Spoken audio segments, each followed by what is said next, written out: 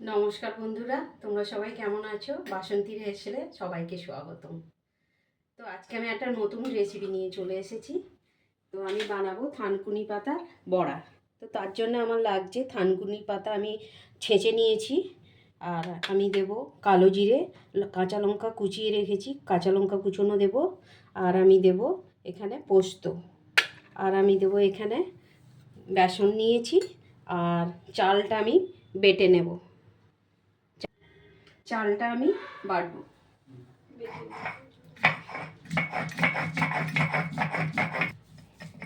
বাটাটা আমার হয়ে গেছে, এবার আমি তুলে নেব।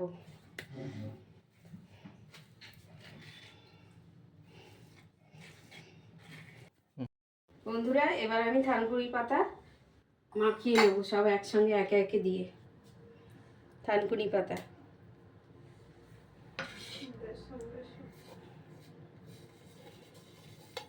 কালো জিরে,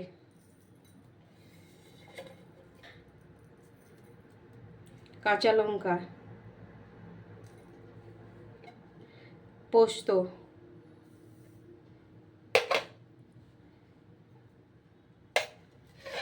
চালের বাটাটা, চালটা যে আমি বেটে রেখেছিলাম সেই বাটাটা, বেসন পরিমাণ মতন বেসনটা দিয়ে দিলাম, স্বাদ মতন নুন।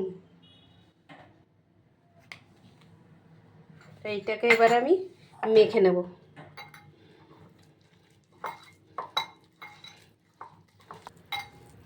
তো আমি এবারে সব একসঙ্গে করে পাইল করে আমার মাখা হয়ে গেছে, রেডি। এবারে আমি গ্যাসটা জ্বালিয়ে নেব, কড়াতে তেল দিয়ে দেবো।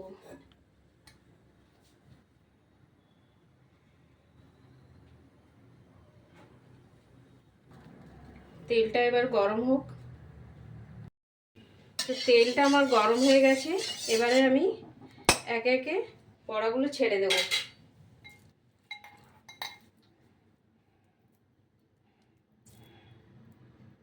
একটুখানি আমি গোল মতন আকারে করে নেব,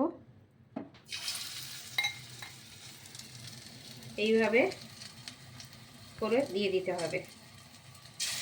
তো বন্ধুরা, এটা কিন্তু খেতে একটু তেতো তেতো লাগে, কিন্তু এটা শরীরের পক্ষে খুব ভালো।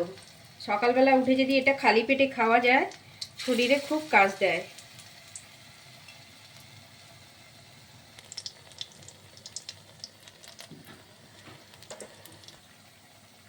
এবারে আমি একে একে উল্টে দেব, এইভাবে উল্টে নেব।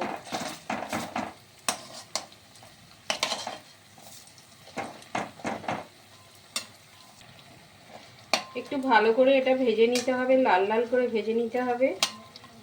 আর আমি বললাম যে এটা সকালবেলা এটা খালি পেটে কিন্তু পাতাটা তুলে খেলে খুব শরীরের উপকার দেয়। এটা খালি পেটে মুখ হাত পা মেজে তারপরে খাবে। তো আমার এটা রেডি হয়ে গেছে, লাল লাল করে ভাজা হয়ে গেছে। এবারে আমি তুলে নেব।